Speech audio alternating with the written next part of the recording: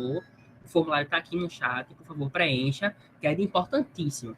A aula de hoje, bem como a anterior, está sendo gravada e será disponibilizado, nas redes sociais do LAPEC. Neste caso, no nosso canal de YouTube,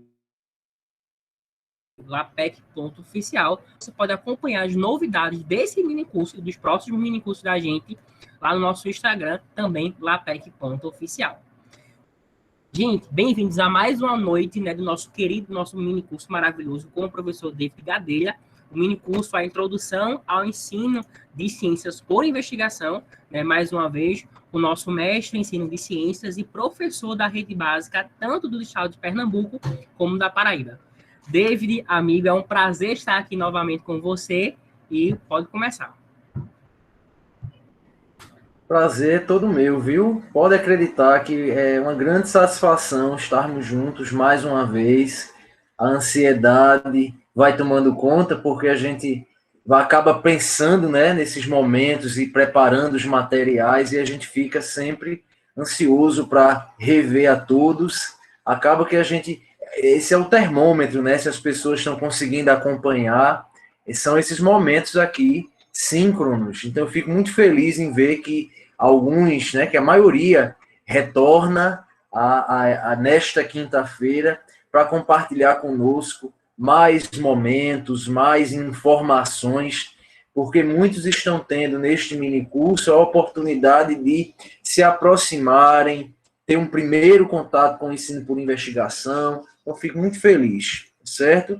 Vou, então, iniciar aqui esse momento compartilhando a nossa tela para que vocês possam visualizar o material que nós preparamos para essa conversa na noite de hoje. Espero que seja realmente uma conversa e eu tentei, ou seja, no sentido de que vocês também participem, né, interajam junto comigo, e eu tentei preparar para esta noite um material talvez um pouco mais sintético, né, talvez um pouco menor, mais resumido mesmo, para que a gente pudesse ter um pouquinho de tempo ali no final para vocês trazerem também as impressões, né? Já que no primeiro momento, na semana passada, também a gente tinha uma bagagem, né, uma carga ali de conteúdo um pouco maior para conversarmos, então acabou que um tempinho para um debate final ou para algumas impressões de vocês ficou curtinho, né? Ficou um momento ali bem restrito no final, alguns minutos apenas.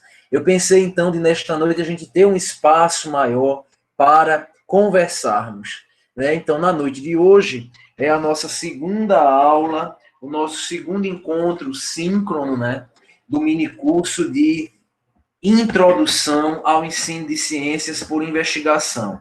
Na nossa semana passada, nosso encontro da quinta-feira passada, nós pudemos, então, conversar um pouco, né? Tivemos ali acesso a alguns dos principais fundamentos ou dos principais pressupostos que circundam, né, o ensino de ciências por investigação. Então, acessamos alguns dos fundamentos principais. Conversamos sobre a noção de problema, conversamos sobre a posição ocupada pelo professor e a posição ocupada pelo estudante no âmbito do ensino por investigação, que são posições diferentes daquelas que nós percebemos no ensino tradicional, né, no modelo tradicional de ensino. Nós também conversamos um pouco sobre os graus de liberdade intelectual ou graus de autonomia intelectual que são oferecidos aos estudantes, também durante as atividades investigativas. Esse que é um outro ponto muito importante dentro dessa discussão sobre o ensino por investigação. E nós finalizamos a noite passada, né, o nosso encontro anterior, falando também sobre o processo de avaliação da aprendizagem, né? As estratégias de avaliação da aprendizagem que são coerentes com o ensino de ciências por investigação. Então, nós conversamos sobre a dimensão formativa, né, para essa avaliação da aprendizagem. Quer dizer, investir em instrumentos como a autoavaliação, a avaliação por pares, parece ser o caminho, né, para conferir coerência, consistência ao processo de avaliação quando o professor se propõe a trabalhar com o ensino por investigação. Ainda no encontro da semana passada, nós conversamos também sobre a estruturação de uma sequência de ensino investigativo ou de uma atividade investigativa. E aí a gente lembra, é interessante lembrar, que não existe um roteiro pré-estabelecido, um roteiro fixo, né? Até para valorizar a autonomia do professor em planejar essas atividades e também por reconhecer que cada ambiente ou cada contexto, né, em que essas atividades venham a ser implementadas são contextos diferenciados, né? Existem as especificidades de cada âmbito. Então não existe um roteiro fixo, né? Uma estrutura pré-determinada, não. Mas a gente conversou sobre algumas atividades chaves, né, que precisam estar ali, ser pensadas pelo professor quando ele planeja uma atividade investigativa. Então, atividade investigativa seria esse desenrolar de etapas, né, de fases de um processo investigativo, que aí o professor vai introduzir esse processo investigativo através da proposição de um problema. Então, isso é a atividade investigativa. O ponto de partida é o problema, e aí ele vai mediando o processo investigativo através de atividades chaves, de recursos variados, né? E você tem uma sequência de ensino investigativo, que é quando o professor propõe para aí um número de aulas maior, né? Ele propõe que sejam desenvolvidas várias atividades investigativas, né? Girando em torno de um mesmo tema, de um mesmo conteúdo, um mesmo eixo temático. Então, aquelas várias atividades investigativas todas, né? Elas se conversam e elas estão relacionadas a um tema central. Então, aí você tem uma sequência de ensino investigativo. É esse encadeamento lógico de atividades investigativas. Muito bem. Isso foi na semana passada, no encontro passado. Porque no capítulo de hoje, o nosso objetivo agora é o de apresentar exemplos ou práticas, né, de implementação do ensino por investigação no âmbito da educação básica. Então, nós fomos buscar na literatura, trouxemos alguns exemplos que são aí de domínio público, porque foram publicados, não é, em artigos de revistas bem conceituadas, de autores representativos da área. Então, fomos buscar, né, o que esses autores têm publicado, no sentido de exemplos, né, da implementação de atividades investigativas e as suas análises, de que forma eles visualizam, né, percebem esse trabalho que foi realizado, as contribuições destas atividades. Então, nós trouxemos para compartilhar com vocês um pouco dessas experiências. Também, na noite de hoje, nós vamos caracterizar melhor o ensino de ciências por investigação como uma abordagem didática. Vamos apresentar uma ferramenta importante que pode nos auxiliar muito no processo de planejamento, no processo de avaliação de uma atividade investigativa, que é uma ferramenta conhecida, aliás, publicada em 2018, por Daniela Scarpa, a dupla, né, Cardoso e Scarpa. Então, elas publicam essa ferramenta, esse documento, que é conhecido como Diagnóstico de Elementos do Ensino de Ciências por Investigação. Então, em 2018, foi tornado público, né, esta ferramenta pela Milena Cardoso e a professora Daniela Scarpa. Então, a gente vai acessar esses materiais também e trazer algumas experiências de implementação do ensino por investigação na educação básica. Também no encontro de hoje nós vamos projetar, nós vamos conversar um pouco sobre a nossa etapa seguinte, né? A etapa seguinte que vai consistir na atividade avaliativa deste minicurso, que na realidade é a elaboração por parte de grupos de trabalho. Vamos dividir aqui os participantes em grupos para que eles possam também se envolver, né, no planejamento de uma atividade investigativa. Então, coletivamente, pensar juntos uma proposta de atividade investigativa. Para iniciarmos, então, eu trago essa reflexão de ninguém menos que Paulo Freire, né, que está essa fala aparece no livro Pedagogia da Autonomia, no capítulo 3º. Então, Paulo Freire, no ano do centenário deste grande mestre, nós trazemos esta fala para que a gente possa refletir. E ele diz que ensinar não é transferir conhecimento, mas criar as possibilidades para a sua própria produção ou sua construção.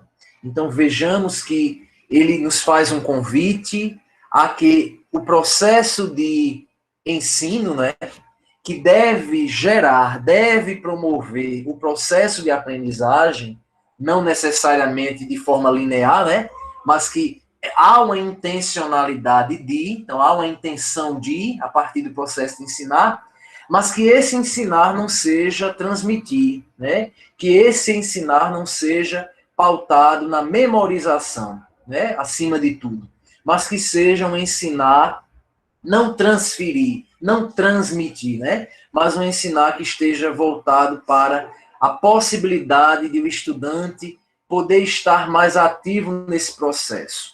Um ensinar que crie condições de que o estudante possa se colocar ativamente, possa contribuir, possa desenvolver habilidades e competências que são muito próximas do fazer científico, que vão ser importantes para ele no mundo do trabalho, mas, acima de tudo, vão ser importantes também para que ele possa se colocar em sociedade, né? E aí compreender o que se passa, o que é veiculado na mídia, ele possa tomar decisões de maneira mais acertada, consciente, responsável, baseado em conhecimentos científicos, essas suas decisões, esses seus posicionamentos, né? Então, é um convite que ele nos faz, enquanto para nós professores, que possamos pensar o processo de ensinar, né?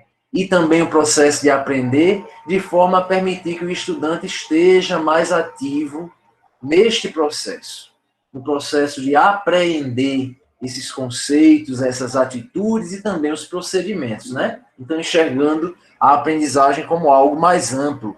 Veja que na semana passada nós conversamos um pouco sobre a estrutura de uma sequência de ensino investigativo ou de uma atividade investigativa. E nós lembramos que o ensino de ciências por investigação está bastante relacionado, né? Ele é apontado pela literatura como uma forma excelente de promoção da alfabetização científica.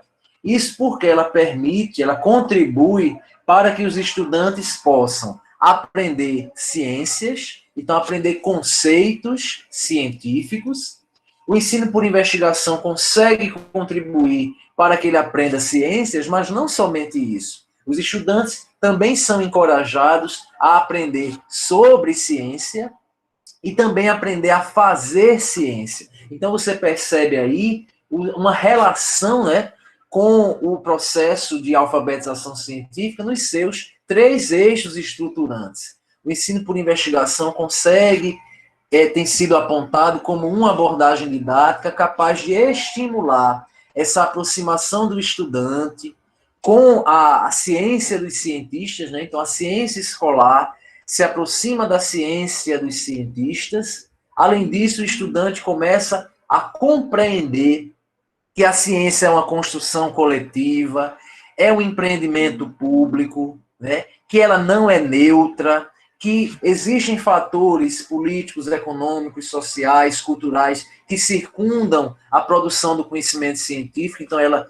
definitivamente não é neutra, né? Ao mesmo tempo, o indivíduo passa também a fazer conexões da ciência com a tecnologia, com a sociedade, com o ambiente. Então, ele está inserido em um contexto de alfabetização científica, né? Agora, vejamos que já dissemos anteriormente que não existe um roteiro pronto, um roteiro pré-determinado, pré-estabelecido orientando como o indivíduo deva realizar o ensino por investigação. Não existe esse roteiro fixo, mas existem algumas orientações, né, que a literatura já nos aponta, de algumas atividades, de alguns momentos que podem ser pensados para a atividade investigativa, para que ela seja, de fato, uma atividade investigativa. Esses momentos não são momentos estanques, né? Acaba um para começar o outro. Não. São momentos que se conversam, que estão em relação direta. O estudante que passa para uma fase seguinte, ele retoma a fase anterior ou o momento anterior, sempre que necessário.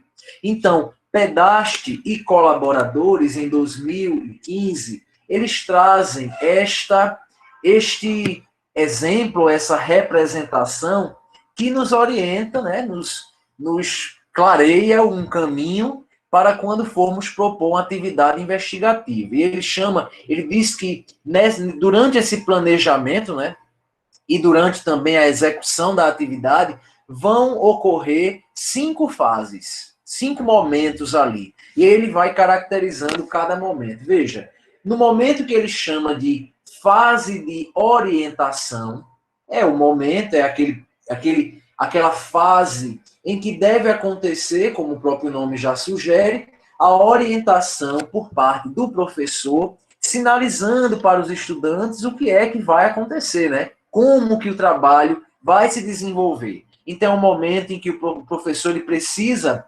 trabalhar, estimulando a curiosidade dos estudantes, estimulando a participação, o engajamento, que eles estejam motivados. Então, ele pergunta de que forma gostariam que o trabalho fosse conduzido, sobre o que eles querem pesquisar, o que eles têm interesse, o que eles têm vontade, sobre o que eles gostariam de conhecer um pouco mais. Então, é aquela fase de orientação, um momento para estimular a curiosidade, a motivação, o engajamento.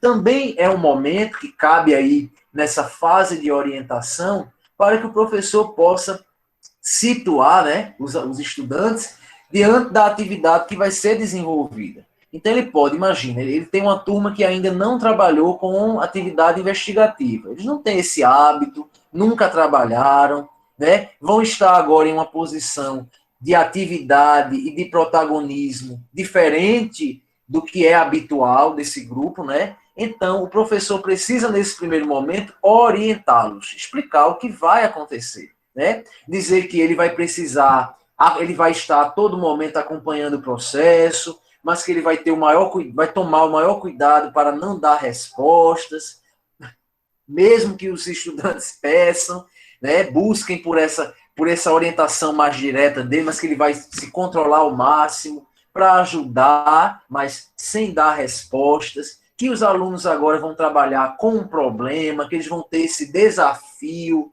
né?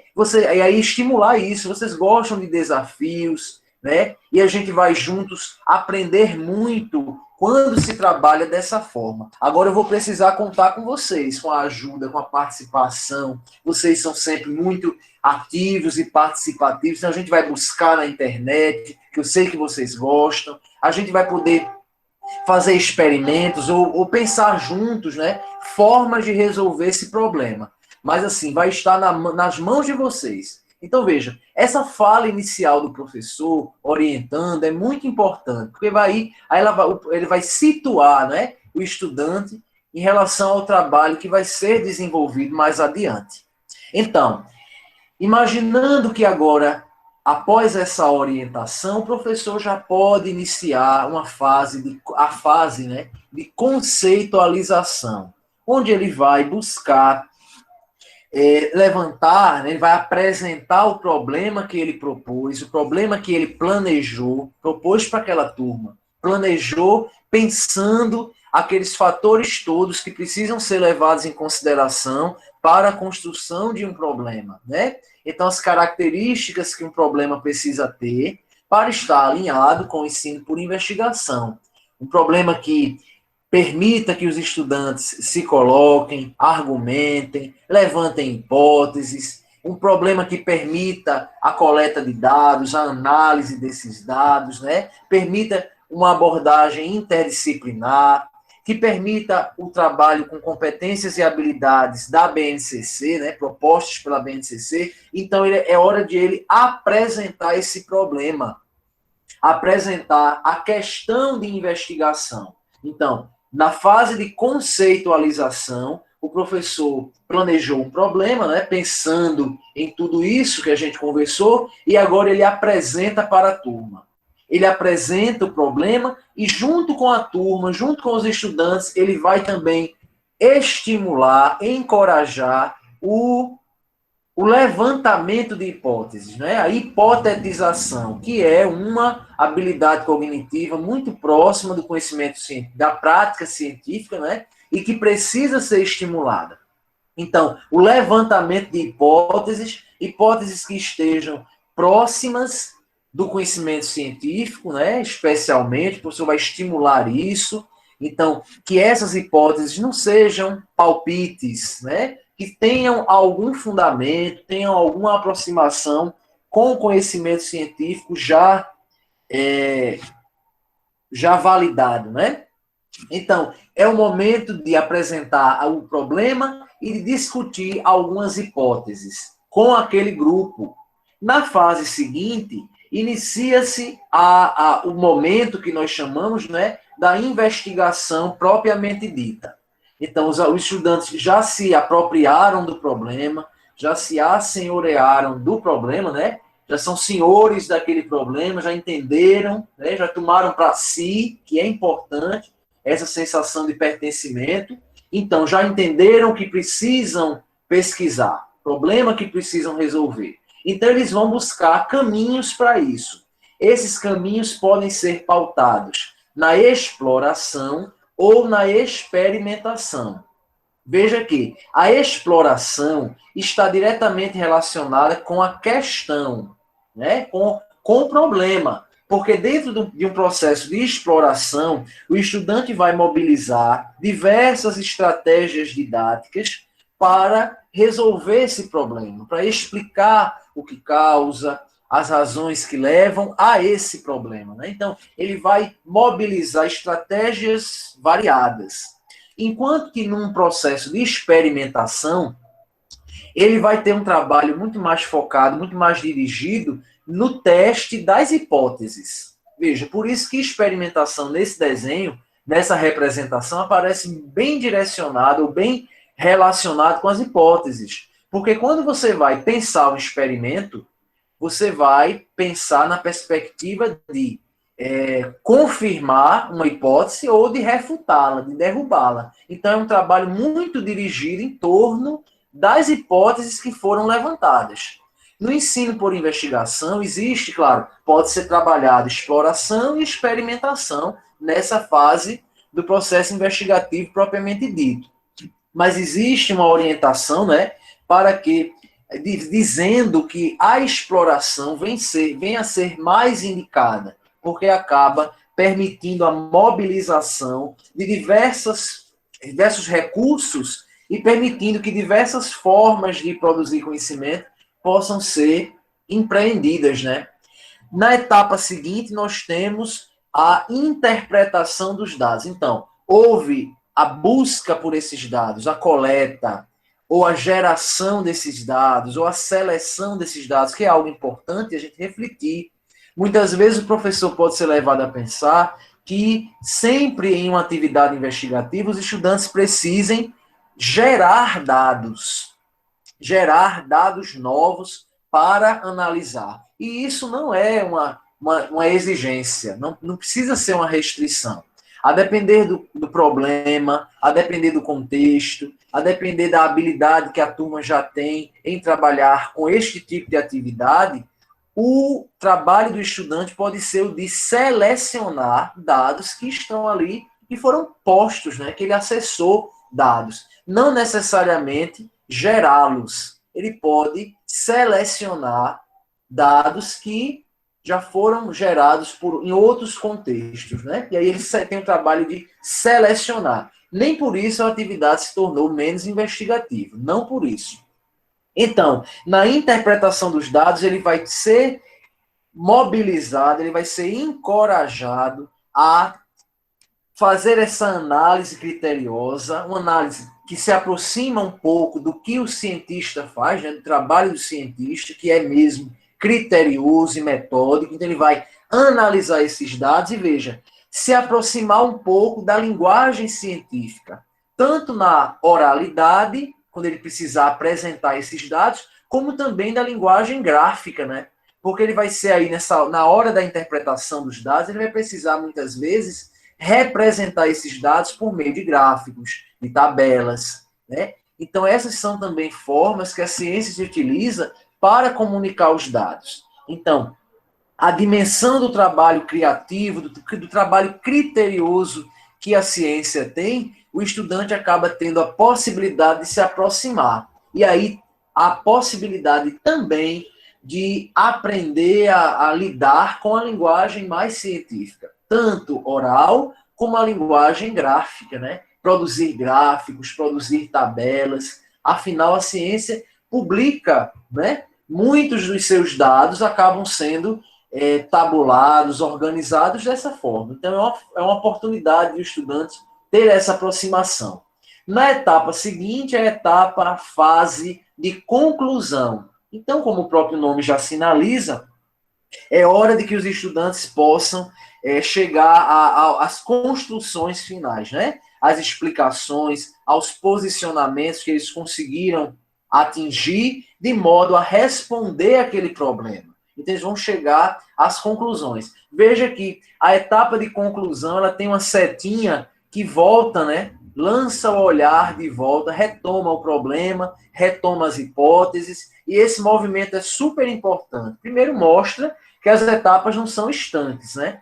E, ao mesmo tempo, nos mostra a necessidade de que, nesse momento final, no momento de concluir, de ver de que maneira o grupo responde àquele problema, né? Então, é hora de retomar o problema. Vai precisar voltar à questão de investigação, vamos revisitar as hipóteses para ver se alguma delas pôde ser confirmada, as outras que não puderam, por que não puderam, porque, de fato, não faziam sentido, o experimento ou a exploração demonstrou ou levou a outros resultados. Então, é o momento de concluir, mas retomando, né? Revisitando as hipóteses e as questões.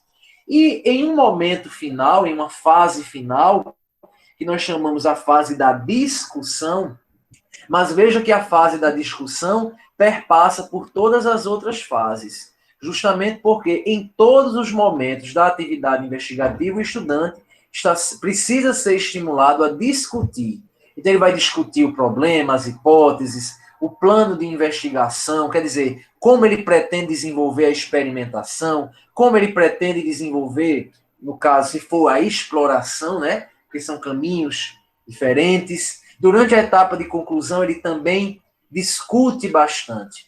E dentro dessa fase da conclusão, ou da discussão, aliás, é importante que seja oportunizado um momento para a comunicação dessas construções, então que os estudantes possam se comunicar, e aí o professor vai mediando esse processo através de perguntas bem elaboradas, né? Perguntas com um enunciado que permita a capacidade de descrever. Então ele vai perguntar, por exemplo, por que vocês acham que dessa forma vocês conseguiram responder ao problema?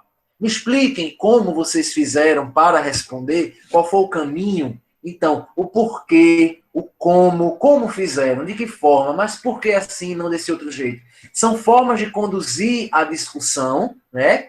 De mediar a discussão e, ao mesmo tempo, permitir que se desenvolva a capacidade de argumentar e descrever. Então, é a comunicação que precisa ser oportunizada, através, inclusive, se for possível, de recursos variados, né?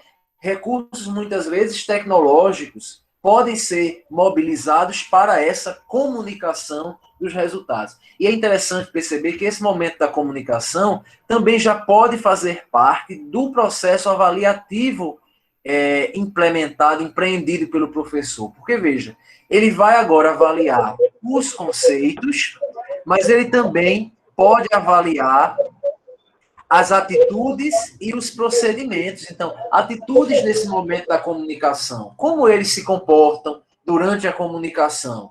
Como se colocam, né, durante essa fase? Respeitam as falas dos colegas, respeitam a ordem de falar, né, esperam chegar a vez de cada grupo falar, respeitam a forma como o outro se coloca. Então, a comunicação entra como uma etapa também do processo de avaliação. Né? As atitudes durante essa fase precisam ser consideradas.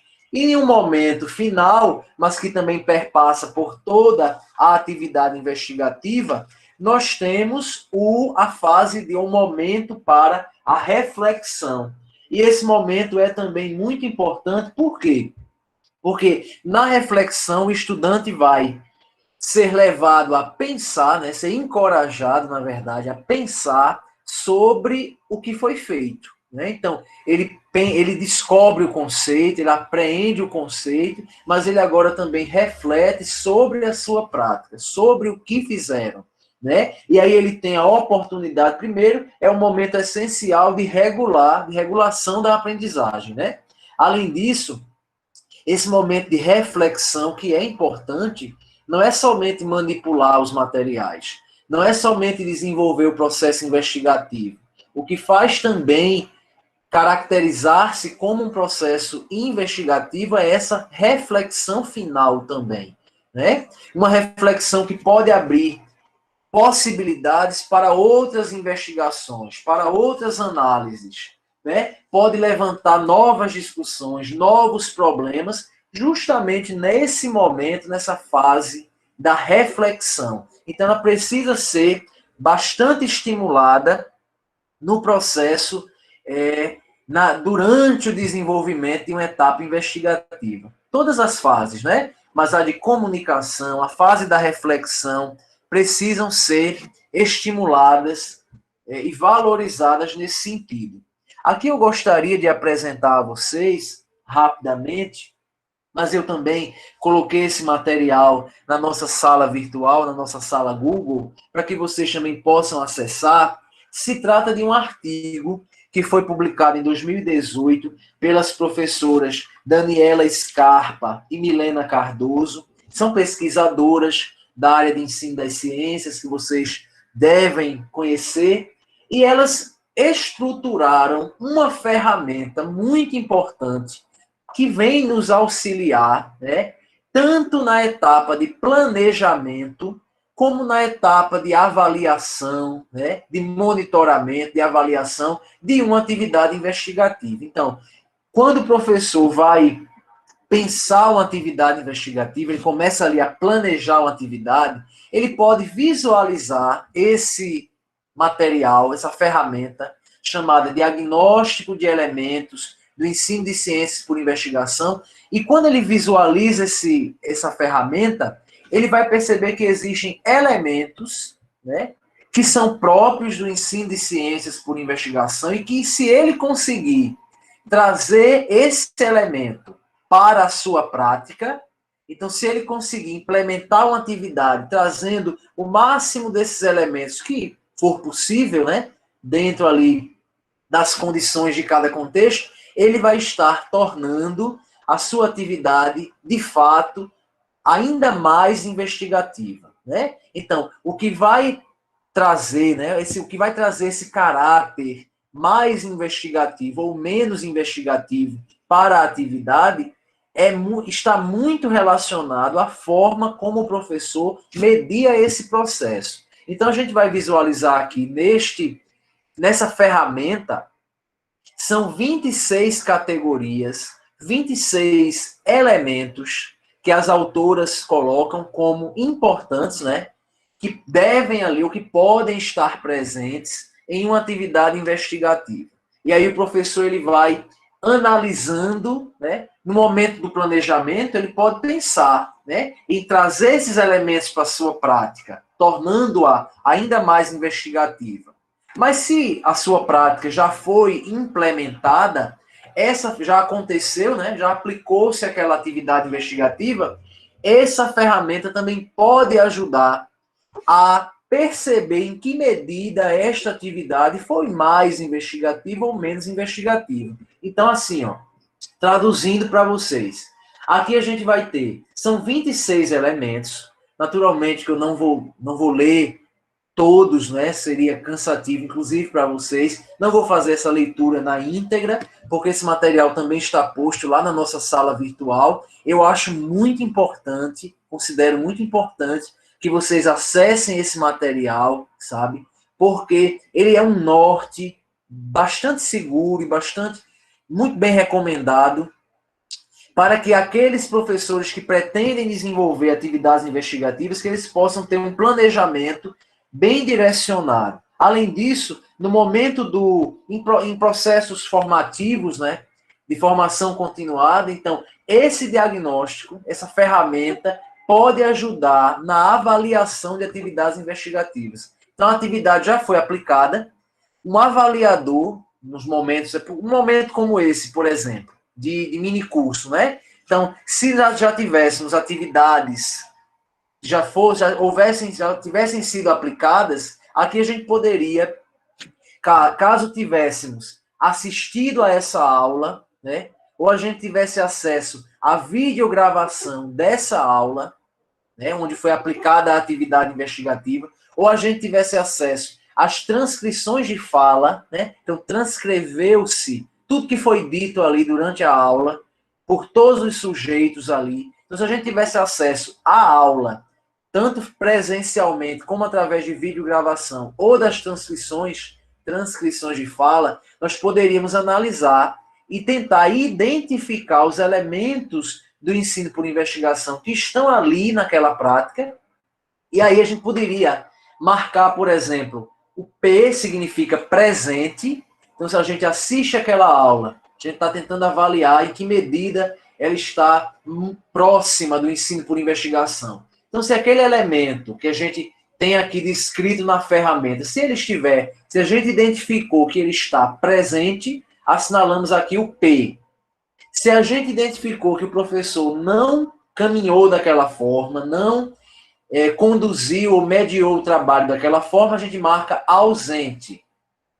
Se naquele contexto analisado, o elemento, né, que a gente está tentando identificar não pôde ser identificado, não havia a possibilidade de identificá-lo, não é que ele não existiu, é que não há condições de avaliar este ponto. Então a gente marca aqui em não aplicável.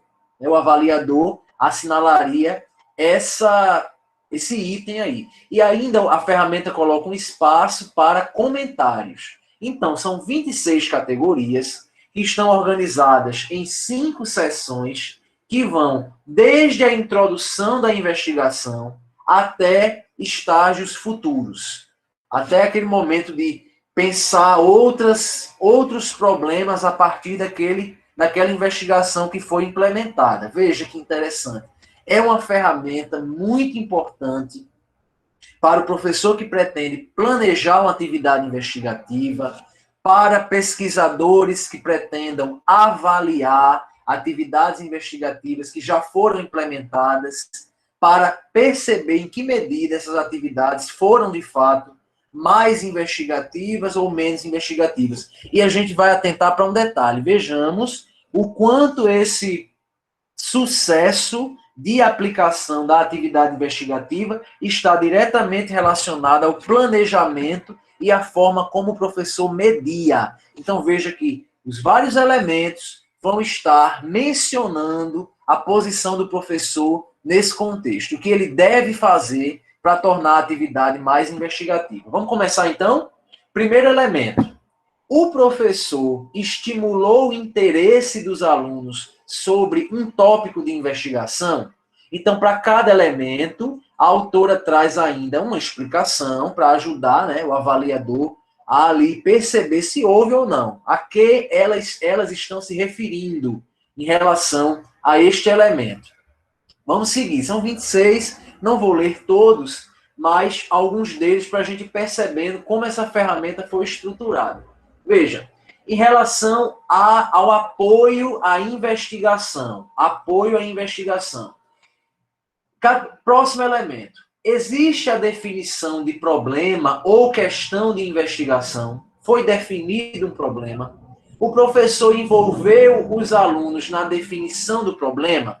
Então, se o avaliador ele está analisando uma aula que ele assistiu, que ele viu, né, visualizou a videogravação, ou que ele está analisando as transcrições de falas, então ele vai marcar aqui, esteve presente esse elemento. Ou ele marca, esteve ausente, ele não percebeu o professor envolvendo os estudantes. Um próximo elemento, existiu a definição de hipóteses ou de previsões para o processo investigativo. O professor envolveu os alunos no momento, na hora de definir essas hipóteses. Se ele percebe que o professor não fez isso, ele marca aqui, ausente, ausência desse elemento. O professor envolveu os alunos no momento de justificar o porquê dessas hipóteses. Por que eles estão... Por que levantaram essa hipótese ou essa previsão? O que justifica essa hipótese ou essa previsão? O professor fez menção a isso, incentivou os alunos a participar a construir essas justificativas. Se ele fez isso, o avaliador ou o formador marca que sim, marca que esteve presente esse elemento. Ainda diz, ó, existiu a definição de procedimentos de investigação. Então, existiu um desenho, né? Uma estruturação, o professor encorajou os estudantes a elaborarem um plano de investigação, né? A pensar de que forma vão coletar dados, gerar dados, quais serão os instrumentos que eles vão mobilizar. Então, houve isso. Veja, aqui não quer dizer assim, houve definição de procedimentos por parte do professor, veja, não é isso. Não é que o professor levou os procedimentos e apresentou para os estudantes. Não é essa a questão, né? É se houve o traçar de um plano de investigação, se o professor estimulou a construção desse plano de investigação. Ainda diz, ó, sobre o planejamento da investigação, né? O professor envolveu os alunos na definição dos procedimentos. Os procedimentos de investigação definidos são apropriados ao problema? Então, ele vai assinalando aqui. Existe a coleta de dados durante a investigação, agora elementos já relacionados à coleta de dados. Houve coleta de dados durante a investigação? O professor envolveu os alunos na coleta de dados? Se houve esse encorajamento por parte do professor, então, olha, ele marca aqui, presente, o professor fez isso. Os estudantes participaram da etapa de coleta de dados e o professor motivou, encorajou essa participação, então ele marca presente. O professor ajudou os estudantes a manter notas, a registrar o que eles iam ali descobrindo, né, diante da coleta de dados. Se isso foi feito, ele marca ali sim, né, presente. Então, tem outros elementos vários, ó, em cada etapa ele vai trazendo. O professor encorajou os alunos a checar os dados. Os dados que foram coletados permitem que sejam testadas as hipóteses levantadas anteriormente. Então, o avaliador vai sinalizando aqui, fazendo marcações, fazendo comentários. Veja que ferramenta riquíssima, né? Tanto para o planejamento, que o professor que está planejando ainda a atividade, ele pensa, olha o que é que eu tenho que fazer, olha de que forma eu tenho que mediar, né? Trazer esses elementos para a minha prática. E se ele já aplicou uma atividade, ele pode avaliar essa prática a partir desses elementos.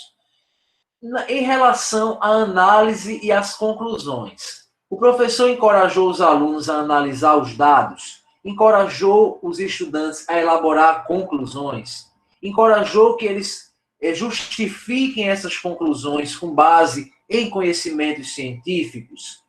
Essas conclusões, o professor encorajou que os estudantes buscassem, né, comparar suas conclusões com as hipóteses que eles tinham levantado anteriormente. O professor encorajou seus alunos a refletir sobre a investigação como um todo. Quer dizer, ele vai agora assinalando os elementos que ele percebe que estão presentes naquela atividade que está sendo avaliada. Veja agora em relação à comunicação dos construtos. Quais são os elementos que a gente pode perceber ali? O professor encorajou os alunos a trabalhar de forma colaborativa nesse momento de comunicar os resultados? Sim ou não? Então aqui a gente vai assinalando. O professor encorajou os alunos a relatar o seu trabalho? Ele encorajou os alunos a se posicionar frente aos relatos dos outros grupos sobre a investigação? De que forma ele encorajou essa participação, esse posicionamento? De maneira respeitosa, ouvindo, se colocando, né? Ainda diz, em relação a estágios futuros da investigação, o professor encorajou os estudantes a aplicar o conhecimento adquirido em outras situações? Ele encorajou os estudantes a identificar ou elaborar outros problemas a partir dessa investigação que foi empreendida? Quer dizer, aqui o avaliador, o formador, vai assinalando se aquele elemento esteve presente, se esteve ausente naquela atividade que está sob análise, ou se aquele elemento não consegue ser analisado, não é aplicável naquele contexto em análise, né? Então, vejamos que esses elementos são realmente uma ferramenta importante, né? Estão nesse artigo de 2018, é uma construção importante e que mantém uma relação direta, né, com o trabalho, com a forma como o professor media esse processo. Veja que muitos dos elementos, né, estão relacionados justamente a isso. O professor, e eles até iniciam da mesma forma, o professor encorajou os estudantes a agirem assim, o professor mobilizou os estudantes para que agissem dessa forma, veja, colocando mesmo a posição do professor ali em evidência, mas no sentido de dizer que a forma como ele media, a forma como ele encoraja os estudantes, como ele mobiliza a participação dos estudantes, trazendo os estudantes para essa participação mais ativa, é que torna a atividade investigativa, de fato, mais investigativa. E aí a gente traz agora, para conversar com vocês, alguns, né, exemplos, vamos dizer assim, de práticas epistêmicas ou de atividades investigativas que a literatura nos aponta. Então, primeiro a gente pensar que existe de fato, né, e já existem algumas discussões na literatura sobre isso. Existe o desenvolvimento, né, nós conseguimos identificar o desenvolvimento de práticas epistêmicas na sala de aula de ciências, quando ocorre, né, a implementação de uma atividade investigativa. A atividade investigativa, por si só, não promove a alfabetização científica e nem o desenvolvimento de práticas epistêmicas. Mas é um conjunto de fatores, né? Não é a atividade investigativa por si só, né? É a atividade, é a forma como o professor media, é a liberdade intelectual que é oferecida aos estudantes. Então, é todo esse conjunto de fatores que a literatura tem apontado como importante para o desenvolvimento de práticas epistêmicas. Então, veja, essas práticas estão relacionadas aos movimentos de compreensão das razões por meio das quais se sabe algo.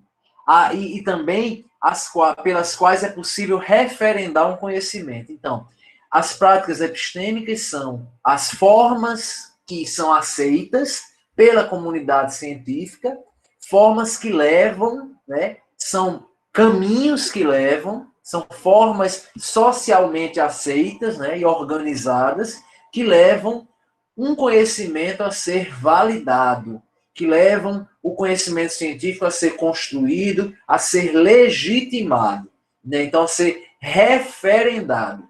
Então, são práticas que promovem, né, que estão relacionadas à construção do conhecimento científico. E aí, Kelly e Licona colocam conceituam as práticas epistêmicas como sendo formas socialmente organizadas e interativamente realizadas, quer dizer, que são aceitas socialmente pela comunidade científica, essas práticas, ao mesmo tempo se dão de maneira interativa, né? Se dão de maneira contextualizada, a partir da interação mesmo entre os sujeitos e o próprio conhecimento que está sendo construído. Então, ela coloca como são quatro os elementos, né, ou as práticas epistêmicas que podem ser percebidas. Práticas que dizem muito sobre a produção do conhecimento científico. É o propor, né, é o comunicar, é o avaliar e o legitimar. São essas práticas, né, que a comunidade científica se utiliza para referendar um conhecimento, para validar um conhecimento, e que nós conseguimos identificar algumas dessas práticas também na sala de aula durante a realização de uma atividade investigativa. Essas práticas são interativas, são contextualizadas, são intertextuais, a gente percebe essa intertextualidade no discurso dos sujeitos, quer dizer, eles vão buscar referências em conhecimentos prévios, muitas vezes em conhecimentos que já são científicos também. Então, eles vão buscar essas referências. Esse intertexto está presente nos discursos dos sujeitos e, ao mesmo tempo, são práticas consequenciais. Não são exclusivas a um determinado campo de conhecimento. Estão presentes de uma forma geral em várias áreas do conhecimento, o propor, o comunicar, o avaliar e o legitimar.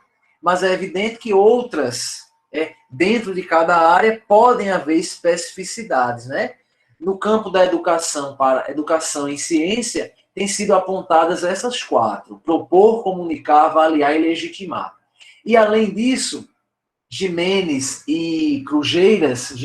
Alexandre e Crujeiras vêm nos dizer que a abordagem de questões de ordem epistêmica, o trabalho com atividade, com práticas epistêmicas, né, o desenvolvimento de práticas epistêmicas em sala de aula pode se materializar nas aulas de ciências através de atividades investigativas, de atividades que estimulem a argumentação ou de atividades que estimulem a construção de modelos para explicar fenômenos. Então, a modelagem, né? Então, através da investigação, como temos visto aqui, a partir de um problema, permitindo o levantamento de hipóteses. Então, a investigação tem sido apontada como uma forma de desenvolver práticas epistêmicas em sala de aula, na educação básica. Os próprios processos argumentativos também, né, atividades que desenvolvam isso, também estimulam as práticas e a modelagem. Mas vejamos que essas três abordagens, né, elas estão diretamente relacionadas. Quando o estudante investiga, durante uma atividade investigativa, ele tem estimulada a capacidade de argumentar, ele pode resolver ou responder a um problema através da construção de modelos, né? Então, essas três abordagens estão diretamente relacionadas, sem dúvida. Agora, Lúcia Helena Saceron, em 2021, ela publica agora, né, nesse início de ano, ela publica um artigo onde ela apresenta o desenrolar de uma oficina em especial, uma oficina que ela desenvolveu, né, em 2018, quando ainda não havia a pandemia. Então, ela e o seu grupo, né, de pesquisadores, de orientandos, desenvolveram a oficina intitulada Investigação Científica na Escola. Então, durante ela conta isso no artigo, né, que eu até disponibilizei para vocês, na sala de aula virtual. Então, o artigo foi publicado agora em 2021 e ela conta que ela pôde, um grupo, né, o seu grupo de orientandos e pesquisadores pôde acompanhar durante 6 encontros, durante 6 semanas, né, pôde acompanhar grupos de estudantes dos anos iniciais do ensino fundamental. Esses estudantes, esses grupos, né, eram grupos assim heterogêneos, porque mesmo sendo todos dos anos iniciais, mas tinha algum membro que era do primeiro ano, outro era do terceiro, do quinto ano, então eram grupos heterogêneos, né, na faixa etária, mas todos ali dos anos iniciais do ensino fundamental. E eles aplicam uma atividade investigativa e eles vão analisar as interações discursivas, as falas, né, transcritas ali dos sujeitos, dos monitores, dos estudantes que foram ali conduzindo essas oficinas. Veja que ela desenvolve três oficinas, né? 3 grupos são formados, grupos para os trabalhos de investigação. E aí, nesse artigo de 2021, ela vai focar, ela traz para a gente conhecer mais especificamente o grupo 2, que ela chama de grupo árvore, né? E que eles estavam pesquisando, o problema era, veja bem, o problema dessa atividade investigativa era como saber a idade de uma árvore. Como saber a idade de uma árvore. Então, foram 6 encontros. No primeiro encontro, os estudantes receberam esse desafio, né, de que precisariam definir um tema para pesquisar. Então, esse tema surge também do interesse dos estudantes. É tão interessante porque, veja, o outro grupo pesquisou como se formam as tempestades. A curiosidade deles foi nesse sentido. E um terceiro grupo pesquisa sobre a existência de vida no rio que margeia a escola. Quer dizer, ela traz no artigo, especialmente, as discussões do grupo 2, o grupo árvore. Como saber a idade de uma árvore? Então, no primeiro encontro, eles pensaram o problema, receberam esse grande desafio.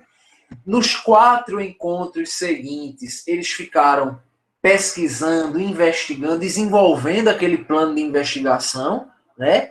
E no último encontro, o 6º encontro, né? O 6º ficou reservado para aquele momento de apresentar os resultados, de comunicar o que foi construído e apreendido pelos grupos. É a hora o momento de sistematizar, de comunicar para o grande grupo. Veja, esse grupo, o grupo que ficou com a investigação sobre como saber a idade de uma árvore, ele foi formado principalmente por meninas. Assim, foi coincidência, mas eram todas meninas. Foi a Celina, a Laura, Celina e Laura do primeiro ano do ensino fundamental. Elas devem ter uma idade próxima dos 6 anos, né? Janaína era 3º ano do ensino fundamental e a Marta era 4º ano do ensino fundamental. 4 meninas. Celina, Laura, Janaína e Marta. Elas eram desses anos, claro, em 2018, né? Quando a pesquisa foi realizada, quando as atividades foram realizadas. Bem, e aí elas começaram a investigar como saber a idade de uma árvore. Então, a Lúcia Helena Sacerão, ela começa a descrever os turnos de fala, então, as falas transcritas desses sujeitos, das alunas, dos monitores que estavam ali ajudando no processo de investigação. E a gente vai ler alguns desses recortes, né? E a gente vai começar a identificar as práticas epistêmicas, é interessantíssimo, as práticas epistêmicas nas falas desses sujeitos. Então vamos relembrar, as práticas epistêmicas são propor, comunicar, avaliar e legitimar. Propor, comunicar, avaliar e legitimar. E a gente vai começar a perceber nas falas deles.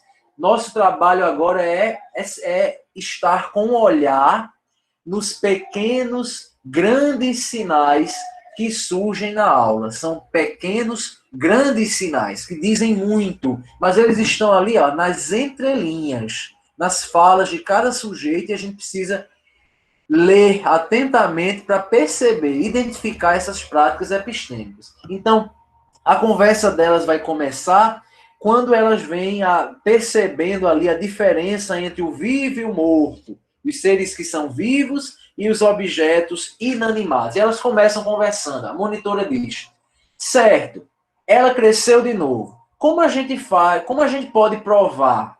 A gente aqui que uma planta está viva. Como a gente pode provar que uma planta está viva? O que a gente pode fazer? Aí Marta diz: eu sei. A planta, a gente pode observar uma planta crescer. Aí o monitor diz: ah, vocês ouviram que a Marta falou? O outro monitor pergunta. Marta diz: porque morto não cresce. Agora, o que é vivo, cresce. Veja essa fala de Marta. Morto não cresce. Agora, o que é vivo, cresce. Ela começa a referendar, né, a proposta que ela está trazendo. Vamos observar uma planta crescer, que aí a gente consegue ver. Ela é um ser vivo porque ela está crescendo. Se já está morto, não cresce. Ela está referendando. Veja, primeiro ela propôs, nessa fala de cima aqui, a gente percebe que ela está propondo uma ação, né? Uma forma de obter dados, ela está propondo ali. Vamos observar a planta crescer? No momento que ela está propondo, a gente já identifica aí, né? Uma prática epistêmica, o propor. Mais abaixo ela vem tentando referendar, né? Tentando justificar o plano que ela levantou anteriormente. Ela diz: morto não cresce, agora o que é vivo cresce. Aí a monitora: então deixa eu anotar aqui. Ela vai para a lousa e começa a anotar. A gente pode observar uma planta, aí o outro diz crescer. E aí seguem-se as discussões, né? Veja que nesse momento que ela coloca o observar a planta, vamos observar. Ser vivo é que cresce. O que está morto não cresce mais. Ela está justificando uma ideia, mas anteriormente ela propôs uma ação. O desafio agora era, veja, ela já entende que o caminho para obter os dados, sabe, o grande problema era como saber a idade de uma árvore. Ela levantou uma proposta. Ela propôs: vamos observar a árvore. Ser vivo é que cresce. O que já morreu não cresce mais. Agora, o grande desafio era, o caminho investigativo é observar. Tudo bem. Agora, como fazer esse acompanhamento? Então, nas falas seguintes, veja, aí a Celina diz: a gente pode colocar um óculos. Aí a monitora: colocar o quê? Um óculos. Aí a Celina continua asseverando, né? Aí a monitora diz: para quê? Para ver a planta crescendo? Ela diz: tipo alguma coisa para poder aumentar. Aí a Celina: sim, para poder aumentar. Podemos aumentar, usar alguma coisa para aumentar a planta. Aí Marta diz, né? Uma lupa, um microscópio. Eu já vi uma planta no microscópio, Marta diz. Veja que nessa fala aqui anterior de Celina, certamente o que ela está chamando de óculos, né? É algum instrumento que possa realmente aumentar a imagem, né? Ampliar a imagem. Mas veja que nessas falas todas aqui, o que a gente está percebendo é que elas começam a discutir sobre formas de obter os dados, né? Elas começam a propor, ainda estão na proposição. A prática epistêmica aqui é a de propor. Elas estão propondo. Primeiro elas propuseram o como, né? Como observar, o que precisa ser feito, e agora elas vêm propor como levantar os dados, como obter os dados. Então, vamos observar, vamos usar um óculos, vamos usar uma lupa, um microscópio. As conversas, né, os diálogos entre elas vão se seguindo e a gente vai vendo que o propor continua muito marcante ali. Por exemplo, a Celina diz assim, a monitora diz, aliás: como que a gente faz para a planta crescer? Aí Celina diz: a gente vai na horta, pegar alguma coisa que planta de lá. Aí colocar um vaso com terra, colocar ela num vaso com terra, aí colocar água, esperar ela crescer. Coloca mais água, espera ela crescer. Mais água, espera ela crescer. Mais água e espera ela crescer. Quer dizer, ela vai ali propondo, né? Ela já deu para entender que a ideia dela era realmente observar por um tempo, colocando água e esperando, colocando água e esperando. Celina era uma estudante do primeiro ano do ensino fundamental, né? Mas ela já apresenta aí a prática, né? A gente identifica na fala dela o propor, né? o propor um plano de investigação, né? A construção de um arranjo experimental. Ela já começa aí. Aí Marta diz, mas não é só a água que faz ela crescer. Aí a monitora, então, mas aí já a monitora diz, tá bom, então pera lá. Vamos recordar o que foi que a Celina falou. A gente pode ir na horta, pegar uma planta, plantar num vasinho com terra, colocar água. Aí Celina chama a atenção. Mas tem que ser com a raiz. Aí ela segue. Pegar uma plantinha com raiz, tá? Não vamos esquecer o que a Celina falou. E aí, veja, nessa fala, quando a Celina diz, mas tem que pegar com a raiz, além da proposição, a gente está vendo, as alunas estão ali avaliando, estão legitimando, elas estão, essa informação, por que será que ela disse tão claramente que tem que pegar com a raiz? Então, ela deve lembrar, né, de que em dado momento, ela deve reconhecer, já foi dito a ela, a importância que tem a raiz, ela não pode plantar, transpor, né? Transplantar. Na verdade, o que estão propondo aqui é transplantar uma planta de um lugar para outro. Né? Ela está plantada em um local e colocar em um vasinho. Transplantar. Não pode transplantar sem esquecer a raiz. Né? Não pode esquecer a raiz. Ela entende a importância da raiz. Ela está propondo, mas percebe-se pela fala que essa proposição é bem fundamentada. E aí segue, ó. Porque a gente precisa. E a planta? Aí ela diz: água, sol. E se a gente não tiver a planta? A monitora pergunta: e se a gente não tiver a planta? Porque às vezes precisa trocar de terra. Aí ela diz: a monitora diz: olha, calma, vamos aqui rapidinho recapitular. Eu perguntei por que será que isso acontece. A Marta diz: porque uma planta precisa de água, de sol, de terra e da planta, né? Aí a monitora pergunta, e da própria planta? Mas não tem jeito de arranjar uma planta sem ter outra planta? E aí Marta diz, a gente pode pegar uma semente. A monitora questiona, então não precisa da planta, não? Aí Marta diz, a gente pode usar a semente. Marta continua propondo, veja, é o propor a construção de um arranjo experimental. Se a gente não tiver a planta para a gente observar ela crescer, a gente não conseguir transplantar a planta, em outras palavras, né? A gente pode pegar a semente. E aí a gente vai observar o crescimento dessa semente também. Mas aí ela precisa de água, de sol, né? Elas estão ainda propondo um plano de investigação, né? Percebendo quais são os materiais que vão ser importantes para concretizar o experimento. E aí a monitora segue. Legal. E o que é que vocês acham da gente fazer uma planta nascer? Aí Celina, sim, agora, vamos lá. Mas, aí Marta diz, mas a gente vai fazer agora? O monitor, mas será que dá tempo de fazer agora? Aí Marta, não, vai demorar anos. Aí a monitora pergunta, anos? Será que vai demorar tanto assim para crescer? Marta diz, vai demorar meses. Aí a Celina diz, levanta e diz assim, a gente pode fazer e faz ela viver. Aí ela vai nascer até chegar ao teto. Aí ela vai diminuir, aí a gente vai deixar ela crescer de novo, aí até ela diminuir, a gente vai fazer tudo de novo. Olha, Celina, no primeiro ano do Fundamental, traz essa contribuição. Marta diz assim, a gente pode usar alguma coisa para ela crescer mais rápido, né? Já que vai demorar tanto. Aí a própria Marta diz, um adubo. A gente pode usar, por exemplo, um adubo. A monitora reforça. Então dá para usar adubo também? Será que precisa de adubo? A Celina diz sim.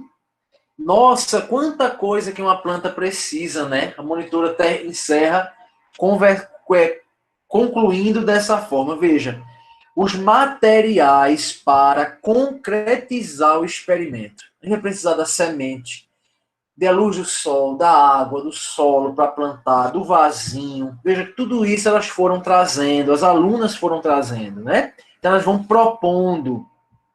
E além disso, elas vão legitimando, porque uma vai dizendo, precisa do adubo, a outra diz, realmente, precisa. Vai confirmando, né? As informações que uma vai trazendo, as ideias que estão ali sendo discutidas, vão sendo legitimadas por aquele grupo. Então, é o propor, é o comunicar dessas sugestões, ao mesmo tempo, algumas delas vão sendo legitimadas pelo grupo. Veja, 3 práticas epistêmicas: propor, comunicar e legitimar. E veja que o adubo aí, nesse contexto, ficou sendo um objeto epistêmico, né? De grande importância. Ele foi considerado aí importante para o desenrolar do processo investigativo. Veja que ainda Celina diz assim, agora em relação a em que momento, né? Como é que vai ser feito isso? Eu não posso, porque Celina diz, eu não posso porque eu tenho uma gata e a gata detona a planta. Aí a monitora tem que tomar cuidado. Aí Marta diz, eu já sei, eu vou pedir um vasinho para minha mãe, e aí eu vou deixar ela lá no quarto porque pega sol. Celina diz, eu não tenho vaso. A Marta, então eu deixo lá e não vou esquecer de regar, porque sempre que eu vou acordar, eu vou ver a planta. Então eles estão ali comunicando, propondo o seu arranjo experimental e as condições para que o experimento dê certo, né? Porque a Celina já lembrou, eu não posso, lá em casa não vai dar certo, por conta da minha gatinha, né? Marta já disse, eu vou colocar num vaso bem no meu quarto, porque pega a luz do sol, vai receber a incidência solar e ao mesmo tempo, sempre que eu olhar para ela, não vou me esquecer de colocar água, né? Então elas estão ali propondo as condições do arranjo experimental. E para finalizar, só faltava mesmo que elas discutissem sobre o registro dos dados. Quanto é importante, né? Para validar, para avaliar esses conhecimentos, os resultados, né? É importante que haja o registro dos dados. Então, elas já propuseram, comunicaram, elas já legitimaram, né? Muitas informações que o grupo, a própria discussão foi conduzindo. Agora elas precisavam pensar na forma de avaliar as construções. E aí, para isso, elas precisam registrar os dados, né? Para avaliar, é importante registrar. Aí elas colocam. A Marta diz assim, a gente pode tirar foto. Aí a monitora diz, tirar foto pode ser legal. Aí Celina diz, eu consigo tirar uma foto sua. A monitora pergunta, mas tirar uma foto quando? Em que momento? Todo dia? Toda hora? Que hora? Quando tirar foto? Aí Marta diz, todo dia, de manhã, de tarde e de noite. Aí Celina diz, de tarde não dá. Não dá porque a gente estuda de tarde. Ó, Celina lembra desse detalhe. Não dá porque a gente estuda de tarde. Tá, mas se eu não quiser tirar foto, a gente pode fazer mais alguma coisa? Aí Marta diz, a gente pode anotar aqui no bloquinho, aí Celina complementa, a gente pode desenhar o desenho da planta. Veja, elas vão propondo formas de registrar dados. São crianças do ensino fundamental, anos iniciais, né? Desenvolvendo um processo, um plano de investigação. Mas a gente já consegue perceber nas falas, né, nos turnos de fala, na transcrição aí, de como elas vão se colocando, de como elas vão interagindo com esses monitores, com essa dupla de monitores, e a gente vai vendo, a gente vai identificando práticas epistêmicas, o propor, o comunicar, o legitimar e o avaliar. E aí veja o quanto essas práticas puderam aí ser identificadas, né? Elas são realmente interacionais, são resultado dessa interação. Veja o papel importantíssimo que os monitores tiveram para mediar esse processo, né? Para conduzir, e veja a interação entre com os monitores, como foi importante mesmo para que o plano de investigação pudesse ser traçado, para que os sujeitos pudessem se colocar com essa liberdade, né? E para que as práticas epistêmicas pudessem emergir, né? Para que elas pudessem propor, comunicar, avaliar e legitimar de uma maneira tão significativa, né? Que é o que nós percebemos na forma como elas se colocaram. Veja que eu trago também um outro exemplo para a gente visualizar. No exemplo anterior, um artigo muito recente, agora de 2021, a Saceron traz para a gente perceber nas falas de estudantes aí nos anos iniciais, mas que a partir de uma atividade investigativa foi possível identificar o desenvolvimento de práticas epistêmicas. práticas que estão relacionadas à construção do conhecimento científico, mesmo nos anos iniciais. Veja. E aí aqui a gente traz um outro exemplo de atividade investigativa que agora foi proposto por Scarpa e Campos, né, em um artigo publicado em 2018, para que a gente possa visualizar exemplos de atividades investigativas. Então, o tema dessa atividade foi transgênicos. Ela foi proposta para 5 aulas e especialmente para estudantes do segundo ano do ensino médio. O objetivo era construir o conceito de organismo transgênico a partir da interpretação de textos e imagens. Então, construir o conceito, descobrir o que são transgênicos. Então, a pergunta da sequência didática investigativa, o problema, né? SDI, sequência didática investigativa. O problema foi justamente esse. O que são transgênicos? Mas a ideia era que não se queria uma resposta de livro, uma resposta de um site, são isso, não era assim, né? Não era esse o foco.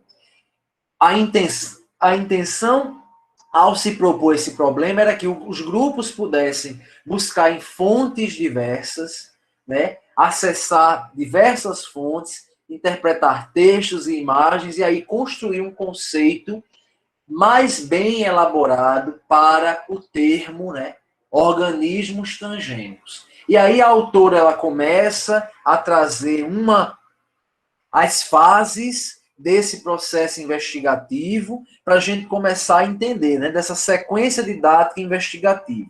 E aí ela traz, porque vejam, o nosso desafio neste curso é entender o ensino por investigação e a gente vai precisar propor uma atividade investigativa, né? Não executar. Vamos elaborar uma atividade investigativa. Pensar um problema, pensar o grau de autonomia. Então, eu trago alguns exemplos para ilustrar aqui.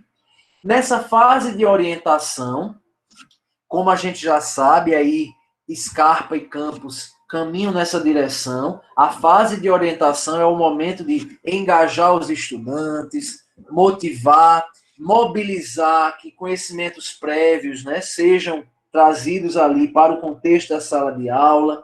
É o momento em que o problema pode ser apresentado, né? O professor pode orientar para o trabalho com a abordagem do ensino por investigação, explicar o que vai acontecer, de que forma eles vão precisar se comportar, de que forma ele, o professor, vai estar mediando, com o maior cuidado para não dar respostas. Então, é a fase da orientação. Explorar conhecimentos prévios, engajar, motivar, orientar para o trabalho.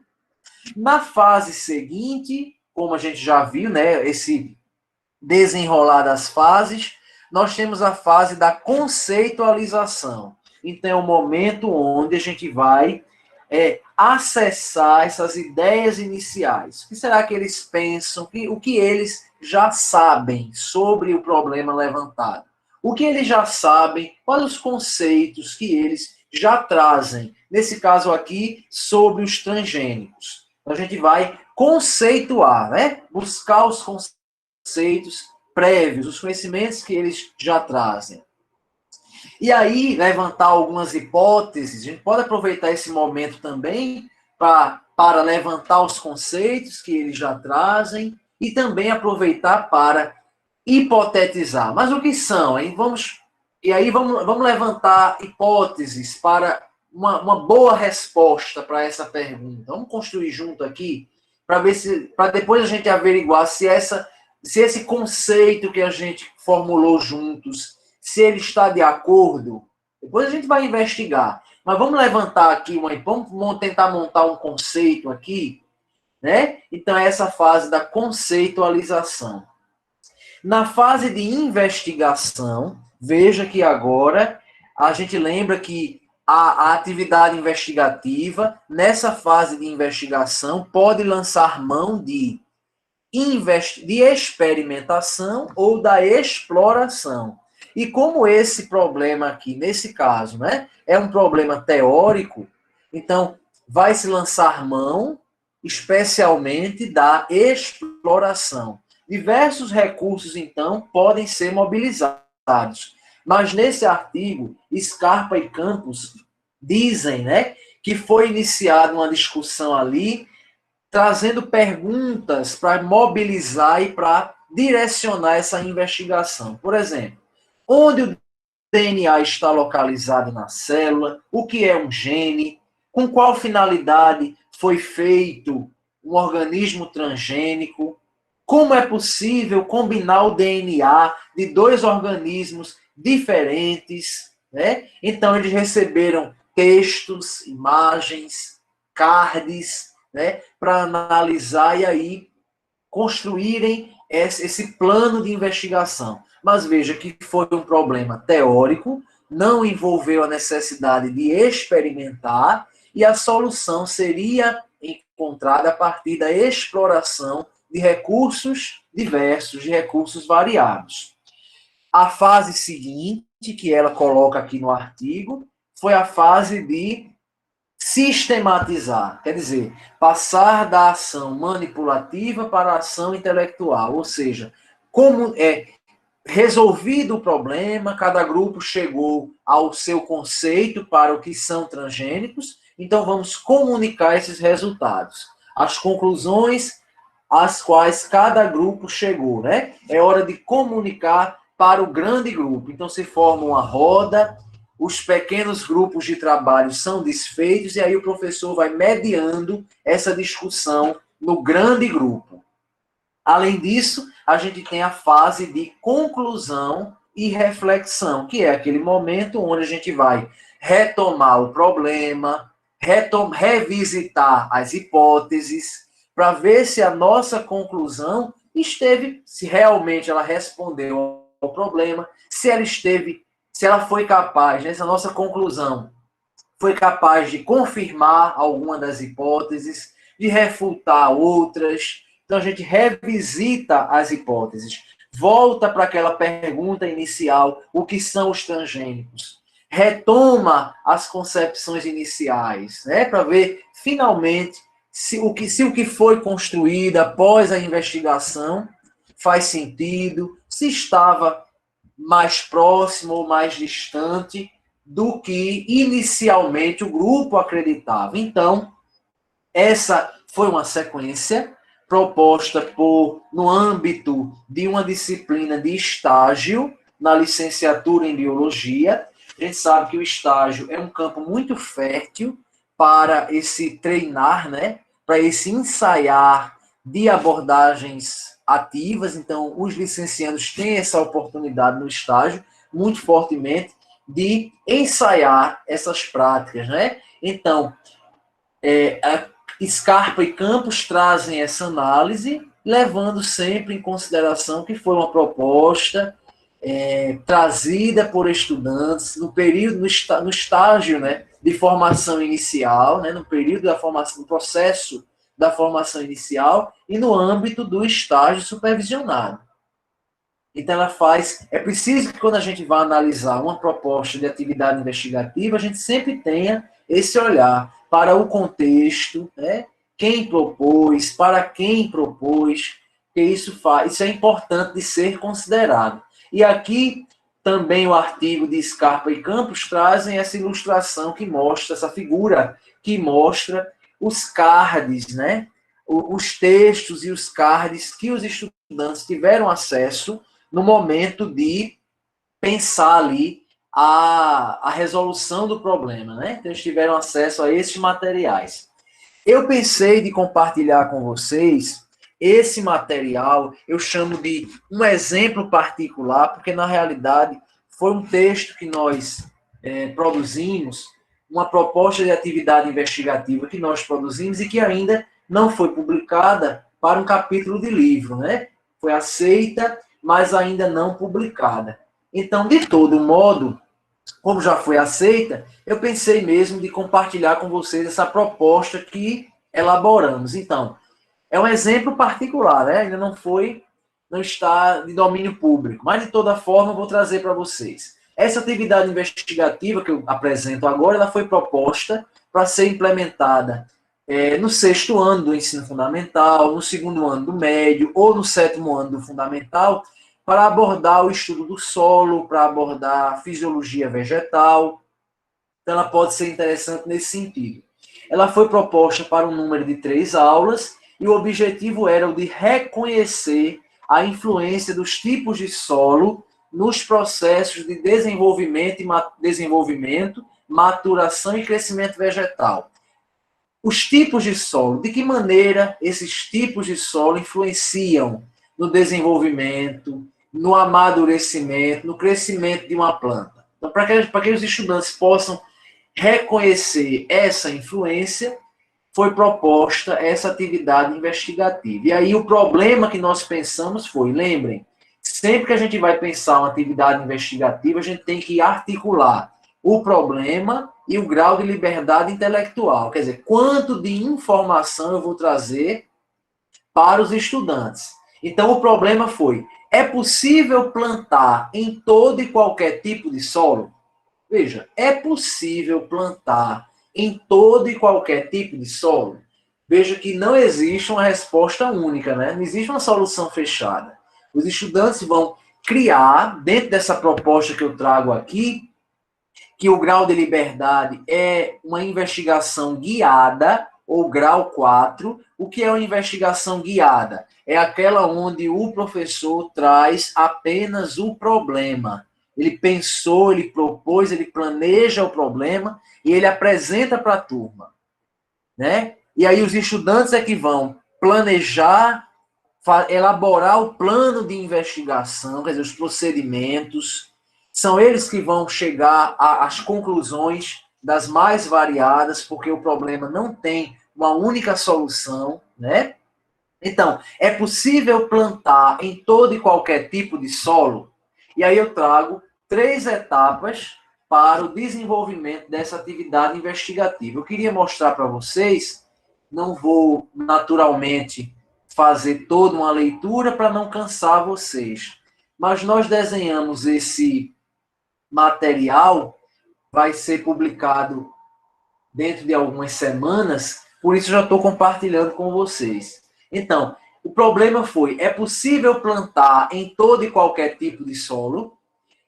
E aí o grau de liberdade intelectual oferecido foi o grau 4, né, que de acordo com Carvalho é aquele onde o professor planeja e propõe o problema. Agora, a condução do processo, o plano de investigação vai ser pensado pelos estudantes. As soluções, né, os resultados são responsabilidade dos estudantes. Então, na primeira etapa, é a etapa que nós estamos chamando de mobilização dos conhecimentos prévios, problematização e hipotetização. Então, a sugestão é que os estudantes sejam divididos em pequenos grupos, né, grupos menores, vai depender de alguns fatores, então, o quantitativo total de estudantes, a disponibilidade de materiais e de tempo, enfim. Para mobilizar esses conhecimentos prévios, eu sugeri aqui no texto que o professor conduzisse, mediasse uma conversa inicial através de algumas perguntas, como, por exemplo, o que é o solo? Como o solo é formado? Quais os tipos de solo? Quais as diferenças entre os tipos de solo? Os solos brasileiros são férteis? Então, perguntas desse tipo. Essas perguntas podem ser distribuídas entre os grupos e aí o professor vai mediando essa discussão inicial.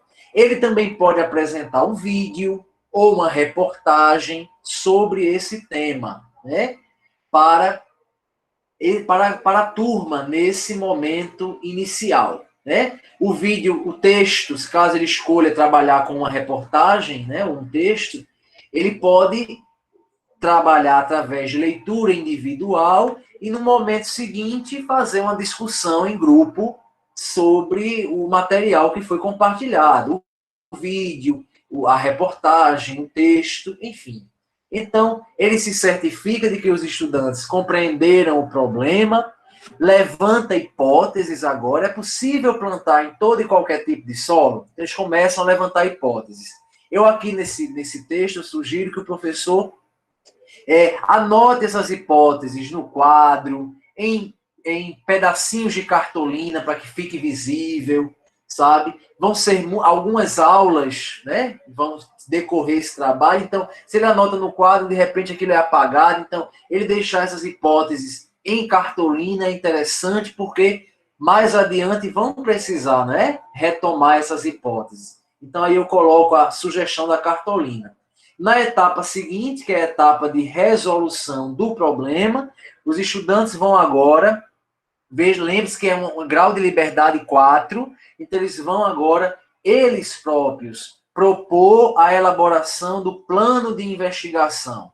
Então, eles é quem vão pensar de que maneira, quais os caminhos que vão optar para resolver aquele problema. E na etapa seguinte, que é a etapa de sistematização, de organização do que foi construído, a hora de comunicar os resultados, eu falo da importância de o professor mediar esse processo com perguntas. Por exemplo, como vocês conseguiram resolver o problema? Por que vocês acham que deu certo? Como vocês explicam o porquê de ter dado certo? Né? Então, essa etapa, esse momento de sistematizar, de organizar, né, com o grande grupo aquilo que foi apreendido em cada grupo de trabalho, é muito importante a etapa de sistematizar, passar da ação manipulativa para a ação intelectual. Existem várias formas de sistematizar, inclusive ler e desenhar, né? Pode ser feito dessa forma. A gente organiza em grupo, sistematiza em grupo e depois faz uma sistematização individual, através do ler, do desenhar. Mas aqui eu coloco também outras formas, ó. Produzir mapas mentais, vídeos, nuvens de palavras, HQs, um blog, uma roda de conversa. Podem ser outros caminhos para fazer essa etapa de comunicação dos construtos, do que foi descoberto, do que foi apreendido.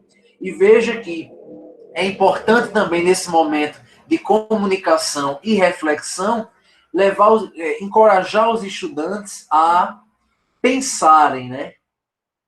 De que maneira esses conhecimentos que eu estou ali aprendendo na sala de aula fazem sentido na minha vida.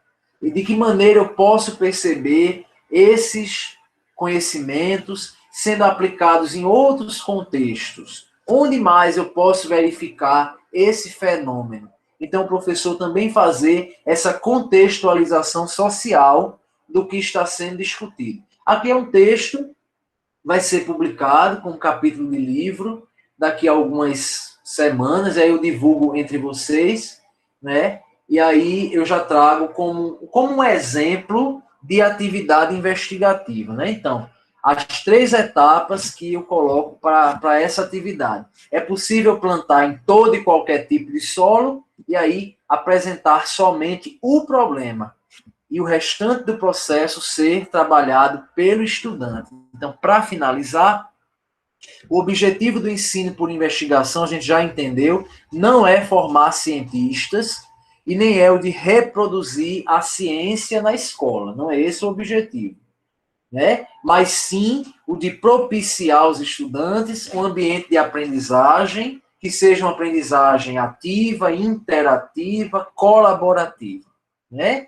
Que eles possam se colocar, questionar de maneira autônoma, crítica, criativa, aprender a tomar decisões, né? Se tornar capazes de. Além disso, engajar os estudantes em práticas científicas. É necessário também refletir sobre essas práticas. Quer dizer, engajar os estudantes em práticas científicas não é suficiente para que eles desenvolvam conhecimentos sobre as ciências. Não é suficiente para aprender sobre. É necessário que eles também reflitam. Então, não é o fato, né? Aliás, não é o fato de trazer, de empreender uma atividade investigativa, de implementar uma atividade investigativa que permite, de fato, essa aproximação. É importante que eles possam refletir sobre o que estão aprendendo, sobre o que estão concluindo, né?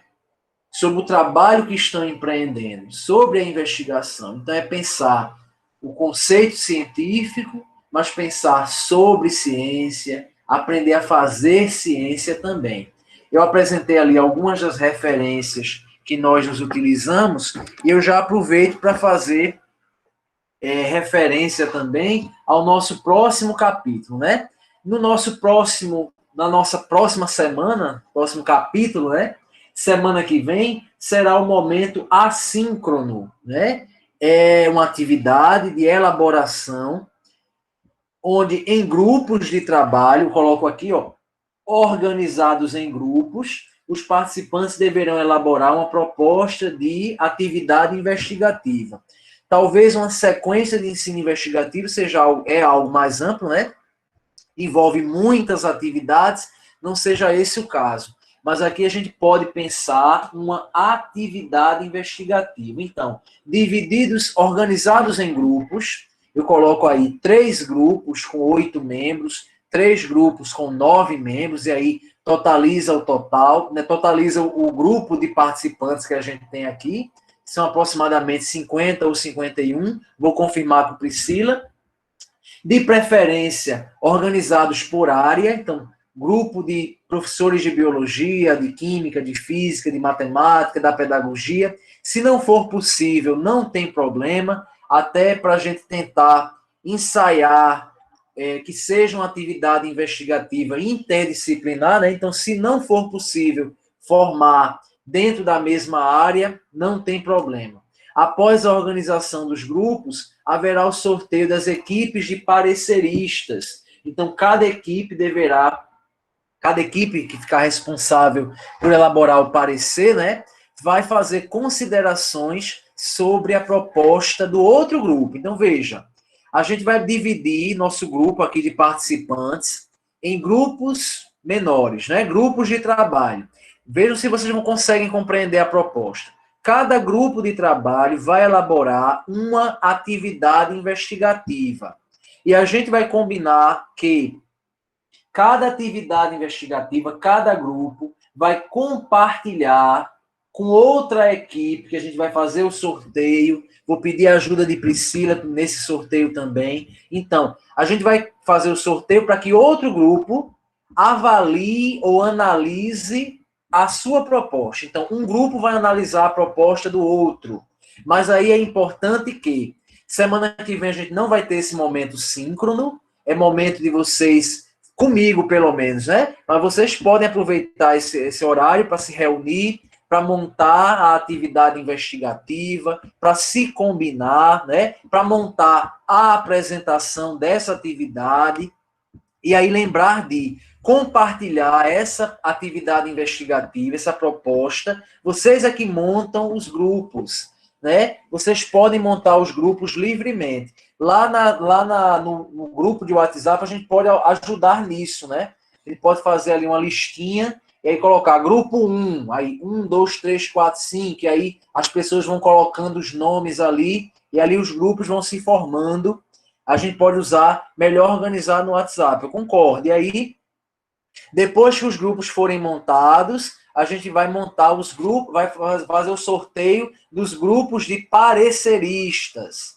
E aí, veja, no último dia de aula, no último encontro síncrono, que é no dia 25 de março, as equipes vão ter 10 minutos para apresentar a proposta elaborada e o grupo de pareceristas vai ter 5 minutos para trazer as suas impressões. 10 minutos para o grupo trazer a sua proposta e apresentar, e 5 minutos para o grupo de pareceristas colocar as suas impressões sobre a proposta. Vai ser um momento muito interessante, né? Dessa aproximação, para que a gente possa treinar como faz mesmo uma atividade investigativa, como elaborar, né? Como planejar. Lá na nossa sala de aula virtual, eu coloquei, gente, um modelo em Word, quer dizer, para ficar editável, né? Para vocês conseguirem editar, e aí vocês preencherem esse roteiro de atividade investigativa, né? Não existe um roteiro fixo e pré-determinado, naturalmente que não. Mas aqui são alguns pontos que precisam ser pensados em uma atividade investigativa, e aí as equipes vão completando, está em Word justamente para facilitar que vocês possam ir completando, né? E aí enviar esse material, essa proposta de atividade investigativa para a equipe que vai elaborar o parecer. Aqui eu coloco, ó, tentar elaborar uma atividade que possa estabelecer conexões com as competências e habilidades da BNCC e pensar na interdisciplinaridade. É importante também. Então, se a gente não conseguir formar grupos que sejam todos, né, da mesma área, não tem problema. Que dentro de um olhar ou da perspectiva interdisciplinar, se tem alguém de química junto com biologia, pensando juntos a mesma atividade investigativa, pode ser importante nesse sentido, né, para trazer esse olhar interdisciplinar. E aqui, vejam bem, para dirigir melhor, para direcionar melhor essa avaliação dos pareceristas, né, para organizar essa avaliação, porque alguém vai dizer assim, mas professor, é agora que eu estou aprendendo a elaborar uma atividade investigativa. Eu acho que eu posso ter até dificuldades em elaborar. Como é que eu vou analisar outro grupo? O que é que eu vou avaliar nesse trabalho que outro grupo está trazendo? Então, aqui, quando a gente fizer o sorteio da equipe que vai ficar responsável em elaborar o parecer, nesse material que eu estou, nessa página aí que eu estou apresentando, eu coloco alguns critérios que os pareceristas vão tentar perceber naquela proposta. Então, aí eles vão marcando, ó, o problema ou questão de investigação foi elaborado com clareza, então os pareceristas vão marcando sim, parcialmente, não, escrevem seus comentários aqui e eles vão enviar esse material para mim e também para o grupo, né? Para o grupo que pensou aquela proposta. Então, os pareceristas recebem antes, 3 dias antes, para terem condições de preencher essa ficha. E essa ficha pode ser usada na hora da apresentação, né? Para organizar essa apresentação dos pareceres. Claro que durante a semana, caso alguém tenha alguma dúvida, eu posso ainda trazer explicar novamente, né? Como será feito esse trabalho. Aproveito a oportunidade para convidar a todos para o e-book, né? Para participarem, enviando seus textos, para o e-book que eu estou organizando. O título dele, O Ensino de Ciências na Contemporaneidade, possibilidades para a promoção da alfabetização científica. Até o dia 5 de abril, estaremos recebendo os textos de vocês, né? Analisando para uma posterior publicação neste e-book. Então, convido a todos que tiverem aí alguma proposta de abordagem didática, que consiga, né, seja capaz também de fazer esse link com a alfabetização científica, que a gente possa conversar sobre essa possibilidade de publicação, tá certo? Posso compartilhar as normas, e aí será um grande prazer receber os textos de vocês, analisar e, quem sabe, trazê-los para este e-book. Uma publicação, né? Importante. Olha, refletindo para a gente finalizar, refletindo. Somente através de uma transformação profunda na consciência dos homens é que se poderá atingir uma sociedade mais humana, mais justa, aliás, menos injusta, mais digna de ser vivida, a fim de se poder realmente desfrutar com alegria do privilégio de viver, criar e conviver. E esta transformação só poderá ser obtida, a meu ver, através de um processo educacional global e renovado, que parta da base e que mature através de gerações, e que, por isso mesmo, não pode mais ser adiado. Então, dessa forma, com essa fala do Geraldo Jordão, eu encerro esse nosso momento, né, agradecendo a todos pela presença, por terem estado comigo em mais uma noite, falando sobre o ensino de ciências por investigação e abrindo esse momento, né, para perguntas, para interação, para que alguém possa tirar dúvidas, né, sobre a nossa atividade da semana que vem, se houver. Voldney, Priscila estão por aí ainda? Sim, estamos. Com certeza. Estou aqui ligando aqui a minha câmera. Calma. Bem baixinho, tá bem baixinho, não tô conseguindo ouvir bem. Dá para ouvir agora? Dá para ouvir, mas tá bem baixinho. Tá baixinho. Pronto, deixa eu ver. Vai lá, novamente, fale aí. Alô? Dá para ouvir, David? Pronto, tá ok, tô conseguindo ouvir. Então, gente, boa noite a todos novamente. David e Priscila estavam aqui comentando, né, entre nossos grupos aqui do WhatsApp, em relação a sua questão da necessidade, talvez, se seria bom elencar cada grupo tivesse um representante, porque ficaria mais fácil para mandar o material, enviar o material, já que vai ter essa troca de materiais entre os grupos, Isso. né? E aí, gente, dizer para vocês que no grupo do WhatsApp, como o David já falou, a gente pode colocar, fazer essa listinha para a gente já ir fazendo, colocando os nomes e tal, saber se os grupos sendo formados. Né? Eu já vi que já tem grupo formado aqui, né, pelo chat, só que esse chat, quando acabar a sala, fica complicado de tirar. Então, a gente joga depois no grupo do WhatsApp e aí se organiza melhor. Lembrando também que a equipe do LAPEC, eu, Priscila, Tony, a gente não vai estar formando o grupo, né? A gente vai estar orientando na questão do WhatsApp, né? Isso tudo, mas não vai estar criando grupo, não, tá? Então, isso é uma responsabilidade de vocês, né? E outros mínimos anteriores já tiveram problema em relação a isso. Então, tá? A gente peça que vocês organizem os grupos e coloquem lá no WhatsApp as listinhas para poder se organizar para isso, tá bom? E, David, teve uma pessoa que levantou a mão, sim, durante a apresentação.